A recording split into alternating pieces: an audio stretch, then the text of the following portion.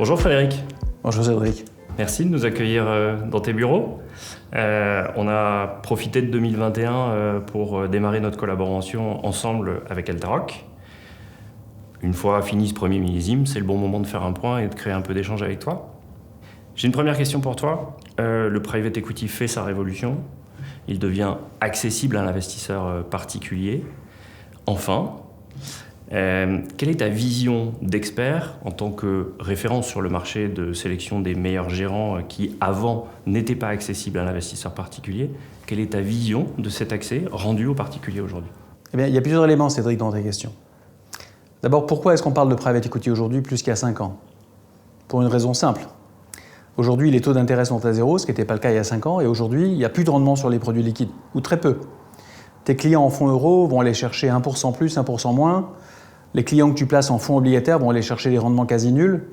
L'immobilier coté va rapporter 2-3%, la bourse va rapporter 3-4% avec une volatilité importante. Donc le client aujourd'hui, il cherche deux choses en fait. Il cherche de la performance, et une performance qui se rapproche des deux chiffres, 10% plus, 10% moins. Et là, il n'y a que sur le private equity qu'il peut la trouver. Et puis, il cherche aussi à donner du sens à son investissement. Il veut savoir où son argent s'investit. Il veut transparence, sens, responsabilité. Et là, il n'y a rien de plus engageant que d'accompagner des ETI d'exception dans le monde qu'on peut idéalement toucher du doigt, suivre et accompagner. Donc, je dirais, le private equity aujourd'hui, il est dans l'air du temps. Donc ça, c'est une première chose. Ensuite, il faut savoir qu'il y a 4000 fonds de private equity dans le monde qui lèvent de l'argent tous les ans. 4000. C'est une espèce de... C'est un labyrinthe, c'est une jungle, je dirais, presque. Alors, il y a un énorme écart de performance entre un fonds très moyen et un fonds exceptionnel. Sur les marchés cotés, entre un gérant moyen et un gérant d'exception, tu as 100 bips d'écart, 200 bips d'écart, c'est-à-dire 2% par an d'écart. Entre un mauvais gérant de private equity et un gérant extraordinaire, tu as 25% d'écart par an. Ça, c'est très connu. Donc, le vrai enjeu, c'est pas tant d'accéder au private equity en tant que tel, c'est d'accéder à ce qu'on appelle le premier quartile du private equity, qui surperforme massivement la moyenne du marché, et idéalement le premier décile du private equity, c'est-à-dire les 10% des meilleurs fonds mondiaux. Et là, la réalité est tout autre. Ces grands fonds mondiaux, aujourd'hui, sont réservés à une élite financière, institutionnelle. Ces grands fonds mondiaux ne sont pas intéressés à faire entrer des particuliers. C'est fermé aux particuliers. Le ticket d'entrée dans les plus grands fonds mondiaux, il est à 20 millions de dollars. Et je te dirais même, avec 20 millions de dollars, c'est le montant qu'il faut pour leur parler. Ça ne veut pas du tout dire que tu peux rentrer. Même si tu veux rentrer et que tu as 20 millions de dollars, si tu ne les connais pas de longue date, s'ils n'ont pas un grand niveau de confort sur ton pédigré, s'ils n'ont pas un grand niveau de confiance sur le fait que tu vas revenir dans les fonds successeurs, ils ne te prendront pas pour une raison simple. Ces gens-là sont totalement sursouscrits. Donc, le vrai challenge, si tu veux investir efficacement en private equity, c'est d'ouvrir la porte et d'avoir une place. Exactement. C'est identifier ces fonds, rentrer dans ces fonds, sécuriser une place dans ces fonds. Et là, on parle d'un autre enjeu. Aujourd'hui, ce sont les plus grandes compagnies d'assurance du monde, les plus grandes familles industrielles, les plus grandes caisses de retraite qui se bagarrent pour rentrer dans ces fonds. Ces fonds sont ce qu'on appelle le plus souvent surinvitation. Dans la mesure où les investisseurs historiques de ces fonds veulent tous revenir sur les prochains millésimes, il n'y a pas de place. Donc, le vrai enjeu, c'est pas de faire du private equity pour faire du private equity, c'est de rentrer dans la meilleure ligue des fonds de private equity, et ça, c'est très complexe, c'est très compliqué de les identifier, c'est encore plus compliqué de pouvoir y rentrer, même si tu as les capitaux. Donc, je dirais, et là, tu m'amènes quelque part sur tout le positionnement d'Altaroc, quelle est notre proposition de valeur? C'est de faire rentrer les clients de Cara Capital, non pas sur un fonds d'exception, mais tous les ans, sur 5 à 6 fonds d'exception choisis par nous, des fonds dans lesquels aucun de tes clients en direct n'aurait pu rentrer et où les plus grandes familles industrielles se bagarrent pour rentrer. Donc c'est ça la proposition Altaroc. Donc à un moment de l'histoire où on parle beaucoup de private equity, c'est faire rentrer tes clients dans le Graal quelque part du private equity mondial. C'est ça notre proposition de valeur. Frédéric, tu arrives au terme du premier millésime. Quels enseignements tu as tirés de ce premier millésime et quel accueil tu as reçu tant de la part des investisseurs que des distributeurs? Alors je vais dire la vérité, Cédric, on a été surpris de l'accueil qu'on a eu dans le bon sens du terme. On s'était dit avec Maurice, on démarre ce millésime le 15 octobre, on finit le 31 décembre, on a 2 mois et demi pour commercialiser. Un produit qui n'est pas connu, une marque qui n'est pas connue, on n'a pas de stock, je suis le seul commercial de l'équipe et on démarre. On s'était dit, si on vend 60 millions d'euros en 2 mois et demi, c'est magnifique. On a vendu pour 200 millions d'euros en 8 semaines. Alors, pourquoi, et encore, on a fermé la souscription nouvelle fin novembre parce qu'on n'avait plus de place. Pourquoi ? On se l'a dit tout à l'heure, Cédric, le marché cherche des solutions de private equity. Donc, la conjoncture est propice. Les gens cherchent des produits rares. La deuxième chose, nos distributeurs, et tes équipes les premières, se sont passionnés pour cette offre. Je dois dire qu'on a une petite trentaine de distributeurs qui nous ont accompagnés. Ils cherchaient depuis longtemps une solution de ce type, permettre à leurs clients d'accompagner le meilleur du private equity mondial avec une approche super diversifiée, très internationale, US, Asie, Europe. Premier quartile, voire premier décile, nos distributeurs la recherchaient, cette solution. Donc, ils ont mis un engagement personnel, un enthousiasme à présenter cette proposition de valeur. Et je trouve, en tout cas c'est le sentiment que j'ai eu moi, ça donnait presque un sens nouveau à leur métier, en disant on est heureux, on est ravis de présenter à nos clients une solution rare, innovante, très difficile à trouver, que les plus grandes banques privées ont du mal à créer. Nous, chez Cara Capital, on l'a. Et donc, tu te souviens de nos premières discussions, Je me souviens. tu m'avais proposé, tu m'as dit, j'adore ton produit, on va commercialiser, réserve-moi une petite enveloppe, et finalement, vous avez de très très loin dépassé les enveloppes attendues, parce que vos clients se sont, je ne veux pas dire précipités, mais se sont enthousiasmés pour ce produit. Alors, ça a été aussi rendu possible parce que tes conseillers se sont passionnés pour l'offre, se sont imprégnés de l'histoire. Ça fait longtemps que vous travaillez le private equity et tes équipes sont rentrées techniquement dans les fonds, ont essayé de comprendre les fonds et je pense qu'elles ont restitué à leurs clients avec précision, avec méthode, la qualité de l'approche, la qualité du portefeuille et ont réussi à convaincre vos investisseurs de l'unicité et de la rareté de l'offre. C'est aussi ça qui a fait le succès du deuxième millésime, enfin du premier millésime, pardon. Qui fera le succès du deuxième, je le sais. Et qui fera le succès du second millésime. Donc, on a vendu presque 200 millions pour un objectif de 60 millions. Je vais te dire, ça fait de nous en quelques semaines le premier acteur français du private equity pour les particuliers et on en est absolument ravis. Bravo. Cette offre, elle a une particularité. Tu as décidé un fonds chaque année, multi-stratégie, multi-gestion. Pourquoi ce choix ? Alors, on est un des rares à proposer ça. Il faut savoir que fabriquer un millésime chaque année, c'est très exigeant parce que ça veut dire qu'on s'est engagé avec Maurice Chéniaud chaque année à ce que l'intégralité du millésime dans les fonds soit engagée. Ça veut dire qu'un client Cara Capital, il saura à la fin de l'année l'intégralité des fonds chez lesquels il est investi. Bien sûr. Alors pourquoi on fait ça ? Parce que nous, on pense que un millésime, c'est magnifique. Tu peux le diversifier par gérant, tu peux le diversifier par secteur, tu peux le diversifier par type de deal. Dans nos fonds, il y a du LBO, il y a du growth equity. La seule chose que tu ne peux pas faire, c'est le diversifier temporellement. Donc nous, ce qu'on a voulu fabriquer, c'est des millésimes compacts. Le client sait, pendant l'année, au moment même où il souscrit, il a une vision très claire sur l'engagement des fonds dans lesquels il va. Donc, je pense qu'une des forces aussi de la proposition de valeur d'Altaroc, c'est de pouvoir dire à tes souscripteurs, on est aujourd'hui février, 80% du millésime Altaroc 22, il est déjà engagé et souscrit. Donc ton client, on peut lui donner une lisibilité quasiment parfaite dans l'année où il souscrit sur les fonds dans lesquels il va être engagé. Alors, ça lui permet, en 22, d'avoir un millésime très compact sur 22. Ça s'inscrit dans une logique plus globale. C'est que s'il veut ultimement diversifier son portefeuille private equity, eh bien tu le feras venir sur un millésime 22 très lisible cette année, sur un millésime 23 très lisible l'année prochaine, et ainsi de suite. Donc avec des millésimes très compacts et très lisibles, eh bien tu peux chaque année l'engager sur un millésime très clair, et si ton client investit chaque année sur ses portefeuilles, il peut se construire une poche private equity pilotée par Cara Capital de qualité institutionnelle. Donc, ce qui est compliqué à réaliser chez nous, parce que ça nous impose une discipline très sévère, on a dès aujourd'hui 80% du millésime engagé. C'est le travail de 20 ans d'expérience que de savoir aujourd'hui chez qui rentrer. Ça te permet à toi et à tes conseillers de dire à tes clients, aujourd'hui, si vous rentrez chez Altaroc, vous êtes dans un des 5 fonds qui sont déjà sélectionnés. C'est un grand confort pour toi. On sait et on sent à travers tes propos que la mission d'Altaroc, c'est rendre accessible au plus grand nombre les meilleurs gérants de private equity. Qu'est-ce que tu as prévu pour 2022 ? Alors, en 2022, avec Maurice, on s'était dit on fait un fonds de 60 millions, on a fait 200 millions. On s'est dit cette année, on a un objectif ambitieux, on aura du mal à le dépasser, de 500 millions d'euros. On s'est fixé une ambition de 500 millions de collecte. Le fonds numéro 2, en termes de stratégie, il est très identique au 1. Les gérants sont différents, je vais en reparler, mais la stratégie est la même.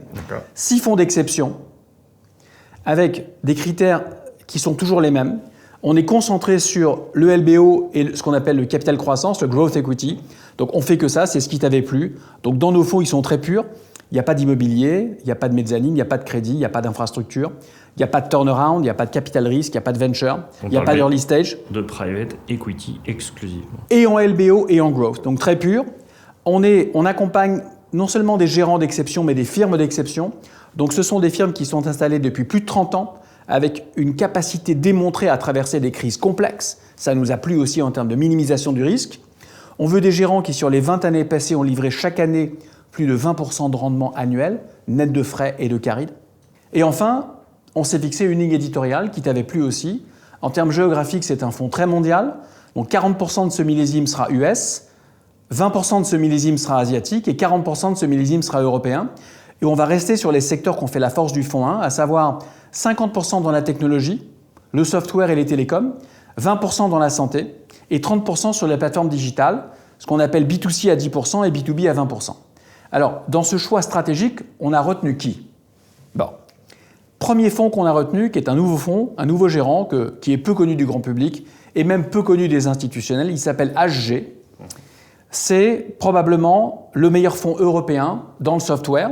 C'est un fonds de LBO exclusivement, qui est né il y a à peu près 40 ans. On va investir dans deux de ces fonds phares cette année. Le fonds Mid Cap, qui s'appelle Genesis, et le fonds Large Cap, qui s'appelle Saturn. On a engagé 50 millions d'euros dans Genesis et 50 millions d'euros dans Saturn, donc 100 millions d'engagements chez HG. HG, c'est plus de 250 professionnels qui ne font que du software dans le monde du LBO. Et c'est un niveau de spécialisation sectorielle totalement inégalé. Pour te donner une idée, Cédric, HG, il y a 8 équipes chez HG.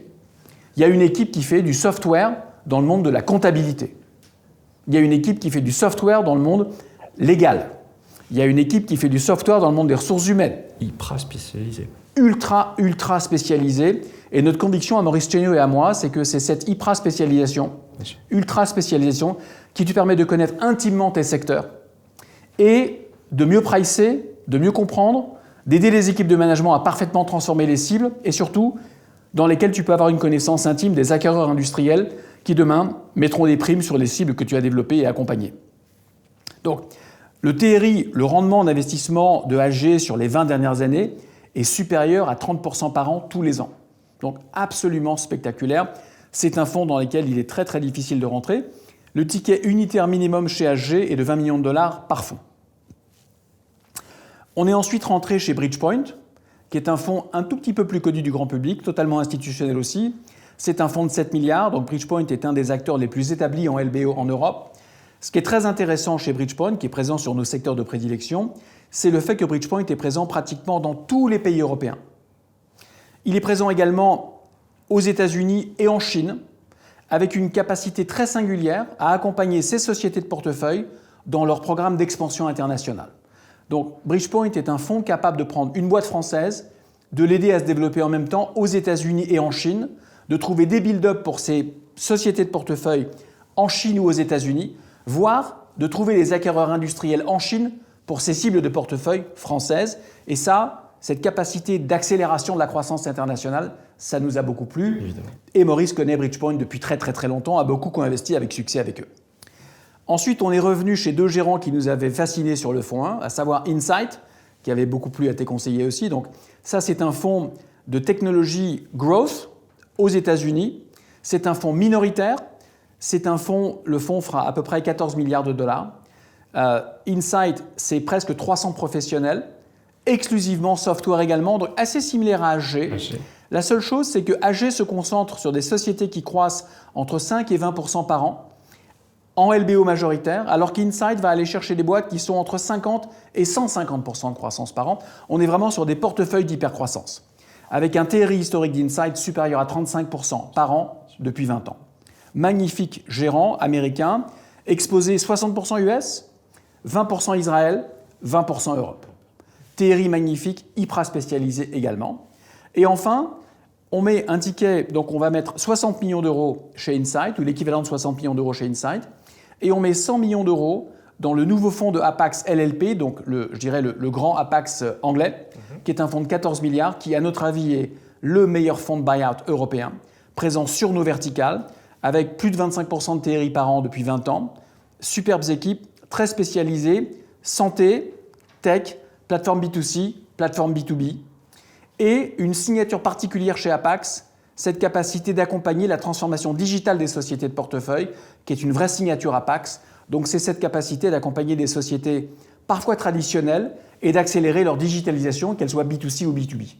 Donc voilà la construction de ce portefeuille 22, très en ligne avec les stratégies qu'on avait énoncées, et qui aujourd'hui, donc ce portefeuille, à 80%, il est engagé.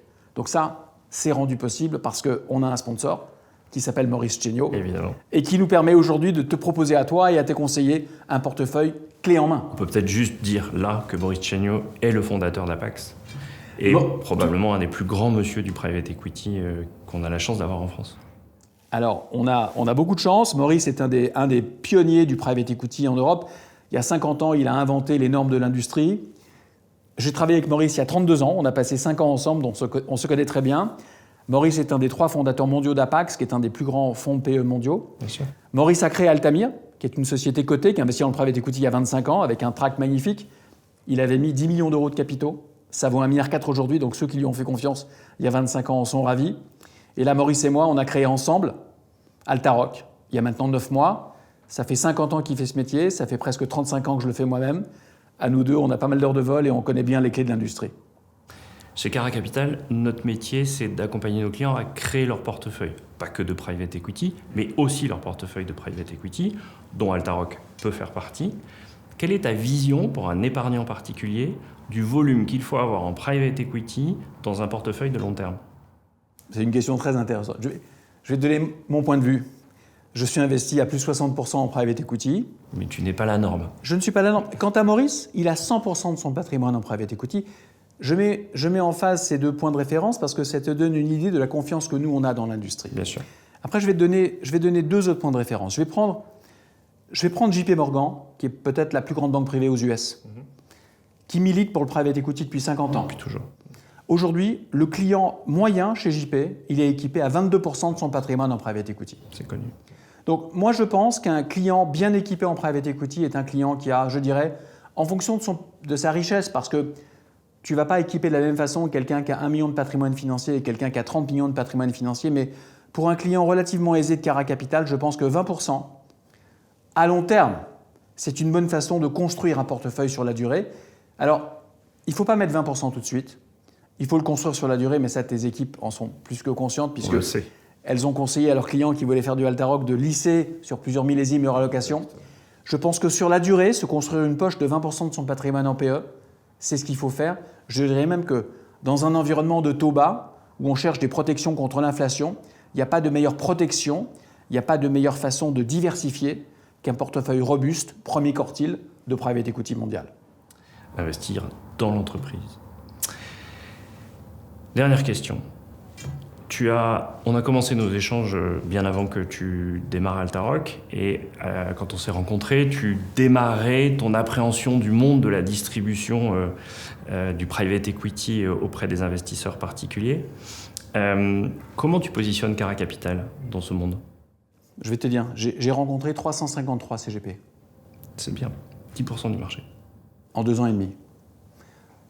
J'en ai rencontré une petite dizaine, passionnés par le PE, qui n'ont pas découvert le private equity aujourd'hui, qui l'ont découvert il y a 10 ans, qui le fouillent, et qui sont un peu comme des archéologues pour chercher avec une lampe où sont les bons objets, où sont les mauvais objets. Et pour moi, Cara Capital fait clairement partie de cette poignée de CGP, à la pointe du private equity, très en avance sur les banques privées, parce que vous avez une conviction chez Cara Capital, c'est que c'est important que vos clients soient équipés en private equity. Donc, je veux dire, j'ai reçu chez vous un accueil bienveillant, très diligent, parce que tu as juste mis 2 ans et demi à finir de te convaincre avec tes équipes que ce qu'on faisait était complet, construit, diversifié et cohérent.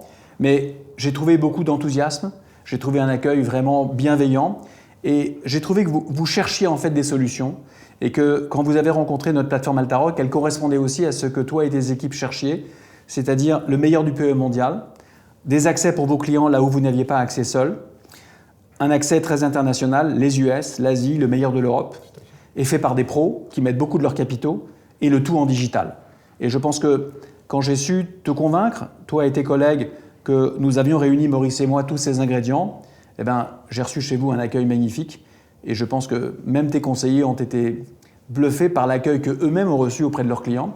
Et je pense que l'engagement que vous y avez mis, l'enthousiasme que vous y avez mis, a été largement récompensé pour vous, pour vos clients et pour nous aussi. Merci Frédéric. Merci Cédric.